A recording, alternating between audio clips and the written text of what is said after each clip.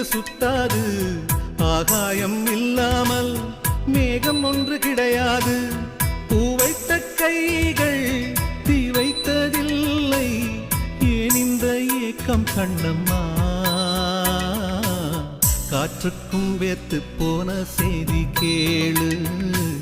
கடலுக்குள் தாமரையும் பூப்பதேது.